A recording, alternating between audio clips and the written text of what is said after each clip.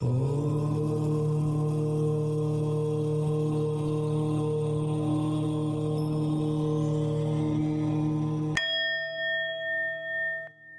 కాంతుల సమాహారమైన కార్తీక మాసానికి భగవద్భక్తులందరికీ పునఃస్వాగతం. ఇది చూపిస్తున్న విశేష స్పందనకు ఆదరణకు మేము శిరస్సు వంచి పాదాభివందనం చేస్తున్నాము. స్కాంద పురాణ అంతర్గత సంపూర్ణ కార్తీక పురాణము నిత్య పారాయణ గ్రంథము 6వ రోజున 11, 12 అధ్యాయములు పారాయణం చేయవలెను.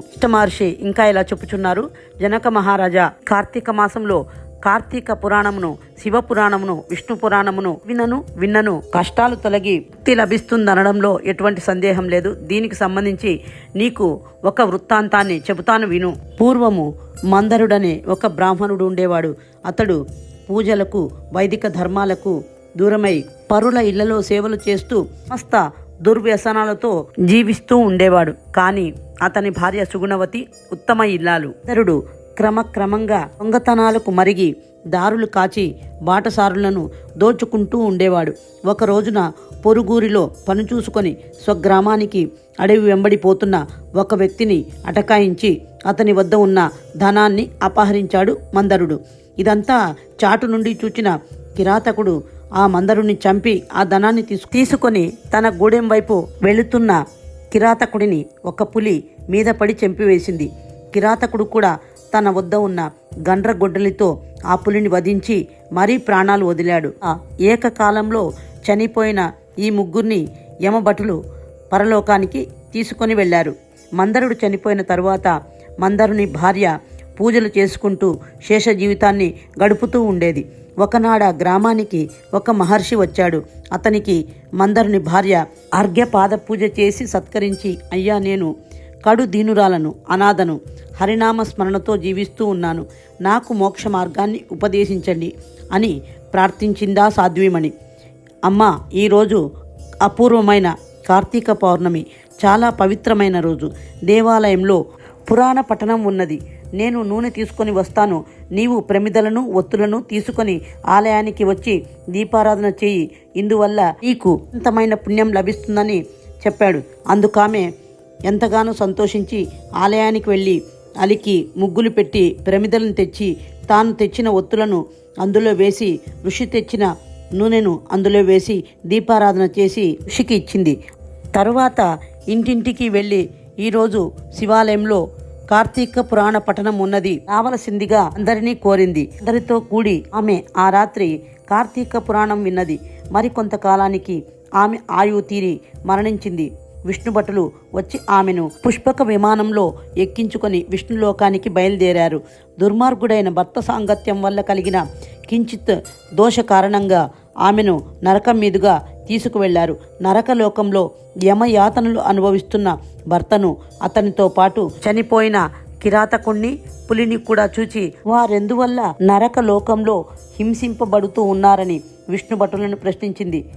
కులాచారంను వదిలి నీతి నియమాలను పాటించక చోర వృత్తిలో నీ భర్త తదితరులు ప్రాణహింసలకు పాల్పడ్డం వల్ల నరకలోక శిక్షలు అనుభవిస్తున్నారు అని చెప్పారు వారు.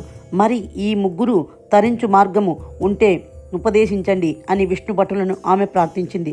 పుణ్యాత్మురాల, నీవు అపారమైన పుణ్యమును అనేక మార్గాల్లో ఆర్జించుకొని ఉన్నావు. శీలవతివి, పతిసేవా నిరతురాలివి, ఆధ్యాత్మిక ప్రవర్తనతో పునీతురాలైన పుణ్యవతివి. నీవనుకుంటే కొదవేమున్నది తల్లి. కార్తీక పౌర్ణమి నాడు దీపానికి ఒత్తిని చేసి ఇచ్చిన ఫలితాన్ని వ్యాఘ్రానికి, ప్రమిదనిచ్చిన ఫలితాన్ని కిరాతకునికి, పురాణ శ్రవణ ఫలితాన్ని నీ భర్తకు ఇస్తే వారంతా పునీతులై యమలోకం నుండి విముక్తి పొందుతారని వారు వివరించారు. అందుకామె ఆనందించి తనకు సంక్రమించిన పుణ్య ఫలితాలను వారందరికీ దారపోసింది. అందుపై వారంతా నరకం నుండి విముక్తి పొంది ఆమెతో పాటు వైకుంఠం చేరుకున్నారు. విన్నావా ఓ రాజా, ఈ కార్తీక మాసంలో పురాణ శ్రవణం చేయడం వల్ల, పారాయణం చేయడం వల్ల, దీపారాధన చేయడం వల్ల, దీపదానం వల్ల ముక్తి మోక్షము సిద్ధిస్తుంది. తన వారంతా తరిస్తారు, అందరినీ ఉద్ధరించగలుగుతారు అని వశిష్ఠ మహర్షి తెలియజేశారు. 11వ అధ్యాయము సమాప్తము. 12వ అధ్యాయము కార్తీక ద్వాదశి మహాత్మ్యం గురించి వశిష్ఠ మహర్షి ఇంకా ఇలా చెప్పసాగారు. ఓ జనక మహారాజా, ఈ కార్తీక మాసంలో ప్రతిరోజు ఒకదానికంటే మరొకటి గొప్పదే. సోమ మంగళవారాల కన్నా కార్తీక శని త్రయోదశి మిక్కిలి ఫలప్రదమైనది. శని త్రయోదశి కన్నా కార్తీక పౌర్ణమి అత్యంత ఫలదాయకము. కార్తీక పౌర్ణమి కన్నా ఏకాదశి, కార్తీక ఏకాదశి కన్నా ద్వాదశి, ఇలా ఒకదాన్ని మించిన మరొకటి అమోఘమైన అద్భుతమైన ఫలితాలను ఇస్తాయి. ఇక కార్తీక ద్వాదశి అనంతమైన పుణ్యఫలాన్ని ఇస్తుంది. శుక్ల ఏకాదశి నాడు ఉపవాసం ఉండి మరుసటి రోజు బ్రాహ్మణులతో సహా పారాయణం చేసేవాళ్ళు సాయుధ్య మోక్షాన్ని పొందుతారు. ఈ కార్తీక ద్వాదశి యందు అన్నదానం చేస్తే ఐశ్వర్యాభివృద్ధి కలుగుతుంది. కార్తీక ద్వాదశి అన్నదానముల వల్ల గంగా నదీ తీరంలో 1,00,00,000 మంది బ్రాహ్మణులకు అన్న సమారాధన చేసిన ఫలితం దక్కుతుంది. కార్తీక ద్వాదశిలో చేసిన అన్నదానమునకు మించిన దానం లేదని తెలుసుకో. శ్రీ మహావిష్ణువుకు ప్రీతికరమైన ఈ కార్తీక ద్వాదశి అత్యంత పుణ్యదాయకమని తెలుసుకో. అయితే ఈ కార్తీక ద్వాదశి రోజు ఎవరైతే దక్షిణ తాంబూలాదులతో సారగ్రామాన్ని, వెండి తులసి వృక్షాన్ని బ్రాహ్మణులకు దానం చేస్తారో వారు భూమండలాన్నంతటిని దానం చేసినంత ఫలితాన్ని పొందగలరు. దీనికి నిదర్శనంగా నీకు ఒక కథ చెబుతాను విను. పూర్వము గోదావరి నదీ తీరంలో పరమ పిసినిగొట్టు అయిన ఒక వైశ్యుడుండేవాడు. ధనార్జనే అతని పరమావధి. ఏనాడు దాన ధర్మాలు చేసిన పాపాన పోలేదు. పైగా తాను కూడా తినకుండా ధనం సంపాదించేవాడు. డబ్బును వడ్డీలకిస్తూ వారిని పీడిస్తూ తన ద్రవ్యాన్ని రెట్టింపు చేసుకునేవాడు.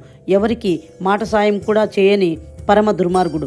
ఒకనాడు ఈ పిసినిగొట్టు అయిన వైశ్యుడు ఒక బ్రాహ్మణునికిచ్చిన అప్పును రాబట్టుకోవడానికి అతని వద్దకు వెళ్ళాడు.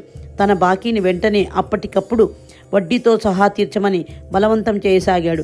అందుకు ఆ బ్రాహ్మణుడు, ఓ వ్యాపారి, నేనేమి నీ డబ్బును ఎగవేసి వెళ్ళేవాడిని కాదు. ఎందుకంటే ఎవడైతే తీసుకున్న రుణాన్ని తీర్చకుండా పోతాడో వాడు మరు జన్మలో ఆ రుణదాత యొక్క సంతానుడై జన్మిస్తాడు. కావున ఏదో విధంగా ఈ మాసాంతానికి నీ ధనం నీకు తిరిగిచ్చేస్తాను, కొంచెం ఓర్పు వహించండి అని అన్నాడు. మాటలకు ఆ వైశ్యుడు ఉగ్రుడైపోయి, నీ బాకీ కోసం నేను 1 రోజులు ఆగలేను. నా దగ్గర నీ కల్లిబొల్లి కబుర్లు కట్టిపెట్టు. తక్షణమే నీవు బాకీ చెల్లించనుచో నిన్నిప్పుడే ఈ కత్తితో నరికి వేస్తాను అన్నాడు. అయినా సరే నిజంగా డబ్బు లేకపోవడంతో నా దగ్గర నిజంగా డబ్బు లేదు, నీ బాకీ త్వరగా తీర్చేస్తాను అని కాళ్ళవేళ్లా పడ్డాడు ఆ బ్రాహ్మణుడు. అతని మనసు కరగలేదు సరికదా. ఆవేశంతో పట్టలేక అతన్ని బరబరా లాగి ఈడ్చి కత్తితో పొడిచి చంపివేశాడు. ఆ బ్రాహ్మణుడు గిలగిల తన్నుకొని ప్రాణాలు వదిలివేశాడు. బ్రాహ్మణుడు మరణించగానే రాజుగారు హత్యా నేరం కింద తననెక్కడ శిక్షిస్తారు అని భయపడిన వ్యాపారి ఎక్కడికో పారిపోయి ఎవరికంట పడకుండా రహస్య జీవితం గడపసాగాడు. వయస్సు మీరడంతో వ్యాపారి మరణించాడు. యమదూతలు యముని వద్దకు తీసుకువెళ్లారు. యముడు అతనికి రవరవాది నరక శిక్షలన్నింటినో విధించాడు. అయితే అతని కుమారుడైన ధర్మవీరుడు తన తండ్రి అన్యాయార్జితంగా ఇచ్చిన అపార సంపదలతో 10 మందికి సేవ చేసి మహాదాతగాను పరోపకారునిగా పేరు గడించాడు. ప్రజాశ్రేయస్సే పరమావధిగా చెరువులు నూతులు త్రవ్వించాడు. విశ్రాంతి మందిరాలు నెలకొల్పాడు. పూజలు పునస్కారాలు చేస్తూ బీదా బిక్కికి అన్నదానాలు చేశాడు. పిత్రార్జితమైన ధనరాశులతో యజ్ఞ యాగాది క్రతువులను నిర్వహించాడు. పేదలకు వివాహాది ఉపనయనాదులను చేయిస్తూ ఉండేవాడు. దాహార్తులకు చలివేంద్రాలు నెలకొల్పాడు. అలా గొప్ప ధర్మాత్ముడై పేరు గడించాడు. ఆనాడు దేవర్షి త్రిలోక సంచారియగు నారద మహర్షి ధర్మవీరుని వద్దకు రాగా ధర్మవీరుడు అర్ఘ్యపాదాదులతో సత్కరించి, దేవర్షి, మీరు ప్రత్యేకంగా మా భూమండలానికి రావడం, అందులోనూ నా ఇంటికి వచ్చి నన్ను ధన్యుణ్ణి చేయడంలో గల కారణమేమిటి? ఓ నారద మహర్షి, మీరు దైవాంశ సంభూతులు. ఈ దాసుడు మీకేమి సేవ చేయగలడో చెప్పి నన్ను అనుగ్రహించండి అని వేడుకొన్నాడు. అతిథి సత్కారాలకు ఆదరించిన నారదుడు, ధర్మవీర, నువ్వు ప్రజలకు చేస్తున్న మంచి పనులను చూచి ఆనందించాను.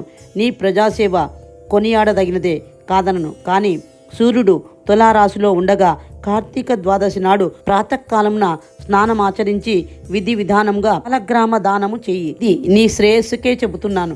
కార్తీక ద్వాదశి శ్రీ మహావిష్ణువుకు అత్యంత ప్రీతికరమైన రోజు. ఈ రోజు మానవులు ఎవరైనా సరే, స్త్రీలు గాని పురుషులు గాని సాలగ్రామ దానము చేసినచో వారి వారి జన్మాంతర కృత పాపాలు నశించిపోతాయి. నాయన ధర్మవీర, మరొక విషయము ముఖ్యంగా చెబుతాను విను.